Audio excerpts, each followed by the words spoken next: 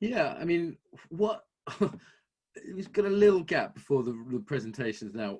Tell us about the sort of growth of yoga you've seen in as you've been in New York for that period. You mean from the 80s till now? Yeah, yeah. What are some of the main? You've seen a lot of changes. You've been at the hub of like LA. New York's a big center for global yoga in terms of its changes. Uh-huh. Yeah. Well, when I came back in the mid 80s, I established my private practice and I started jonesing for a space to teach in. It's a disease yoga teachers have. They can't walk by an empty space for rent or for let, as you say, and not imagine themselves teaching a class in it. It is kind of a sickness. And so I started a studio in 87, and that was right around the time I was starting a family, my first marriage. My first son was born in 1990, and I ran that place for a while, but the significant thing that happened toward the end of the 80s is I met Desikachar in 1988 at a seminar at Colgate University, which is upstate from here, upstate New York. And he just ruined me. And, I thought I had some stuff figured out about breathing and how to teach it and how to coordinate it with the breath. And he just literally stood it on its head and turned it upside down. And I couldn't even get my own breathing together for about 6 months after I met him. And I should have just stopped teaching and just taken a hiatus and said, look, I don't think I can keep saying what I've been saying, but I don't know what to say yet. And this is why I empathize so much with people that come and take my workshops, because, I'm sort of replicating that a little bit for them. And I know that there's this strange zone that you can get into when you get these ahas, but it feels mostly like uh-ohs because you haven't really digested and assimilated the new thing yet. It's not yours. It's not part of yourself. Right. And, the tendency is to want to go out and just regurgitate what you heard me say, or I wanted to regurgitate what I heard Desikachar say, but, it takes a while to metabolize this stuff. And so that was, through the late 80s after I met Desikachar, there's a whole sort of reimagining of what it was to lead group yoga classes. And I couldn't really figure out how to do it and give people the individualized, modification that my eye was telling me that they needed. And so what I would do if I had a group going, they'd be starting the sequence I was teaching, everything would go fine until I made the mistake of actually looking at someone. And then I was like, oh, okay, hang on a sec. And I had to run over and work with them. And everyone else stopped what they were doing because I had stopped teaching. And they gathered around and they were looking, and it was fun, it was exciting, it was informative. We were all learning. It just wasn't a group class. So I stopped calling what I did group classes, and I called it clinic. So just come to clinic, show up, we'll see what you got and we'll work with it. And I kind of went along that way for a while after I closed my first studio and opened another one. And, we were just doing clinic and more of the therapeutic work. That's when I started teaching my anatomy course, which we eventually put online at yoganatomy.net. So we're in the early 90s now. And that's when yoga really started hitting what you could call the mainstream. Celebrities started doing it. I was good friends at the time with the folks that started the Jiva Mukti Center. In fact, my second partner, who's mother of two of my children, I met. She was one of the original main teachers at Jiva Mukti. And so that was just a real hotbed. That, and on the West Coast, of course, Yoga Works. And those are the two places Pattabhi Jois landed when he came back to the States in like 93. And so it just rocketed. It took off, as we said. And it was inevitable that somebody would jump into that gap between supply and demand in the yoga teacher market and go to the owners of the clubs and say, hey, look, you already have people on the payroll who know how to lead group fitness. They're called aerobics teachers. Give them to me for a weekend. And on Monday, you can have yoga on your schedule. And thus Yoga Fit was born, right?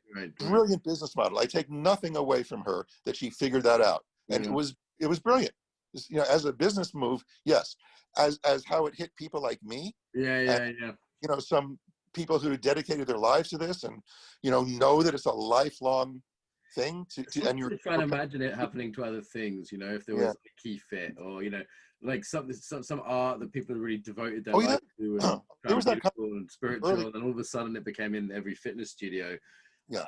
And I could see there was a period where I saw the old school yoga teachers having quite a lot of resentment, and you'll still see this. They're like talking about Instagram in disparaging ways, and there's valid critiques, but I also see some sort of coming to terms now that this change has happened. The cat is well and truly out of the bag. Yeah. Yeah. Well, you know what's ironic about that, actually, now that you mention it, is so a bunch of us who were getting together for these conferences that we were organizing, some of which I was helping to produce, like the Unity and Yoga conferences, and eventually the Yoga Journal conferences, which kind of took over in that business, is that, we'd get together and say, have you seen what they're doing? Have you seen this Yoga Fit thing or whatever? And we go, yeah, like, we don't know off the top of our heads, just having a hallway conversation, how many hours we think it should take to train a teacher. We're pretty damn sure a weekend isn't enough. And so enough of those conversations started happening that a bunch of us eventually got together, sat down in a room, or a series of rooms actually. And some of this was organized by Unity and Yoga, an organization that I was vice president of at the time. And we came up with these 200 and 500 hour standards. That was the ad hoc committee that came up with these things in response to all of that. And then it eventually turned into the Yoga Alliance, which had been Unity and Yoga. Unity and Yoga turned into the Yoga Alliance because there was the same 501c3 nonprofit organization, just did a name change. And the ironic thing is that now a lot of the sort of people who consider themselves to be lifelong learners and, we're in this as a spiritual pursuit, they look at the Alliance the same way that the people that started the Alliance were looking at Yoga Fit.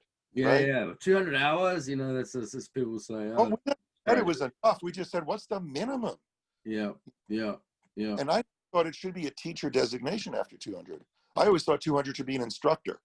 500 maybe a teacher after you have some experience in the field and some mentoring.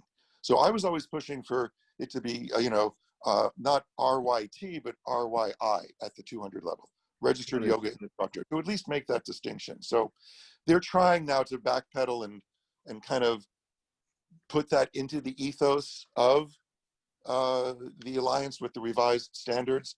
But sadly, I think there's a real profound lack of principled leadership right now at the Alliance, and that's the kindest way I could put it. Yeah. And you've been associated with the birth of yoga therapy as well, right? IAYT? I used to be a member of IAYT. I am no longer. I never joined the Alliance. I've never been officially affiliated with the Alliance. I've never been in a board position other than advisory for IAYT.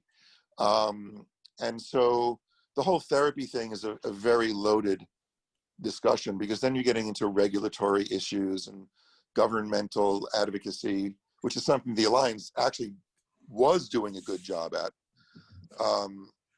And IAYT hasn't really taken a stance on whether they are for or against yoga therapists being a licensed profession. They think they can run down the middle of that road, and that's where you're going to get clobbered. You have to be on either side of the road. You just have to pick a side, and they haven't. So yeah, no one's listening to me over there now either, as far as I can tell.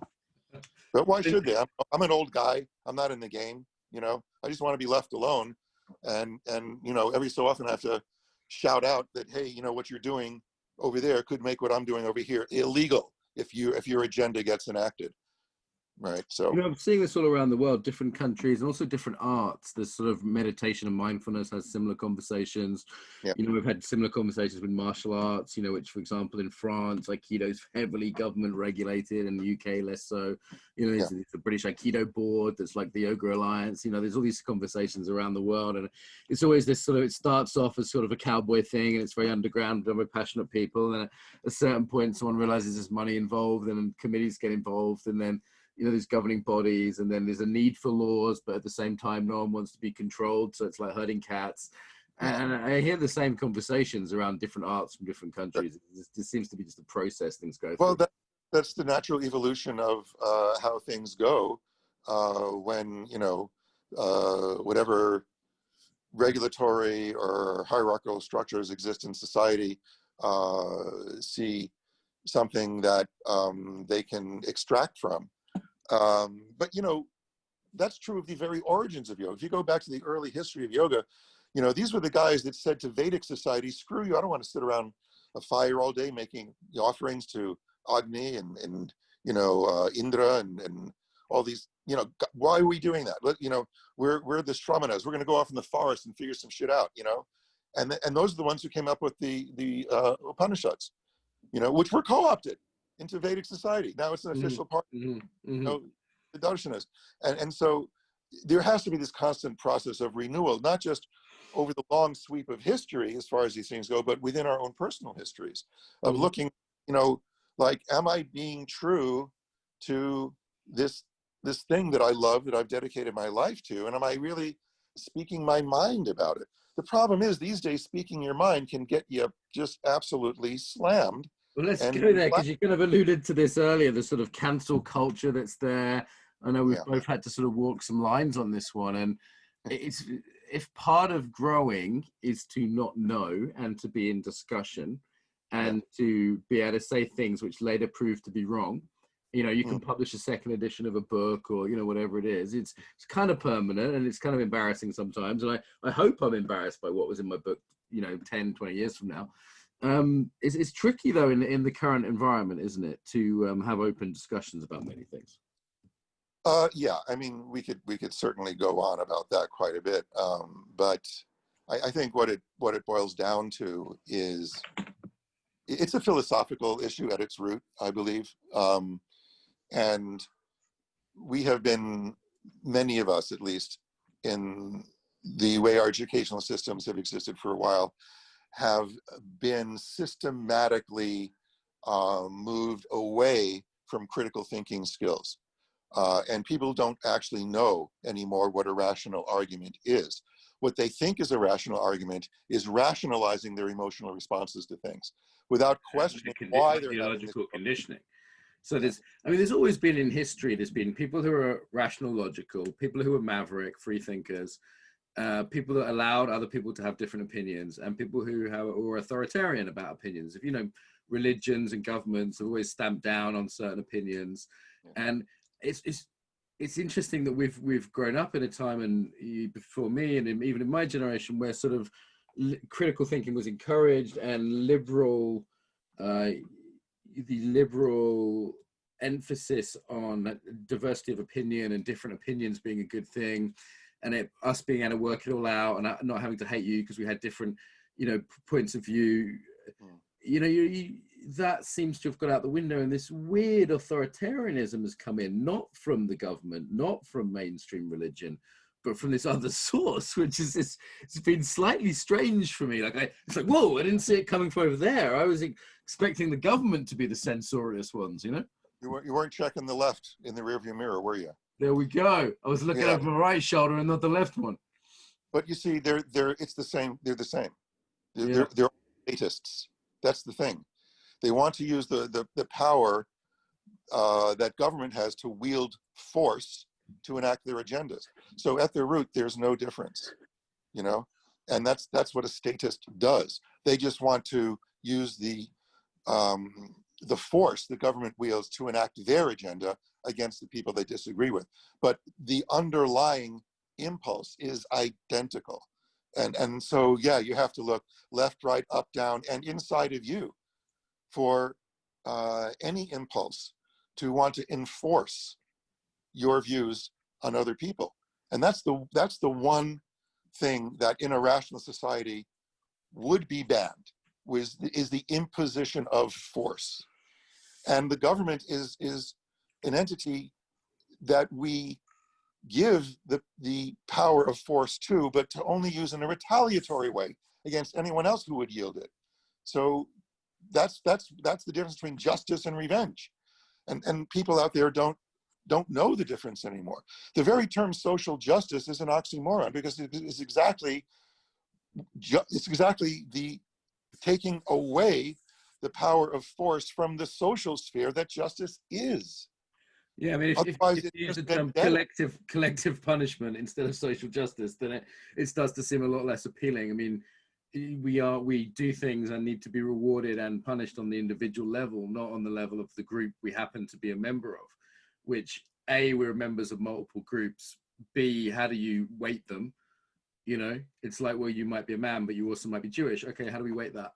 And see who gets to say which are those groups that need that justice enacted. I can't play the oppression card as a Jew anymore. That's out the window. Yeah, it's a shame, isn't it? It's out the window, Leslie. You know, what can you do? What can you do? Not that I ever attempt to play the oppression card. I have occasionally had to remind people that, you know, hey, we're all immigrants, and my grandparents came over here, you know, basically to avoid being murdered by their neighbors, you know. And nothing. But also, it's any arguments from identity is another argument from power, right? If the argument is where you know, I really dislike it when people stand up and they say, well, as a, and then start their speech with as a something. I'm like, tell me circles intersect in the Venn diagram of oppression that's called intersectionality. You know, tell me your argument. Don't tell me who you are. I mean, that's relevant on another level. It's interesting information. I don't expect a woman to have had the same life experience I've had, and that is relevant, but it's not an argument in and of itself. It's a form of power, simply to say, well, shut the fuck up.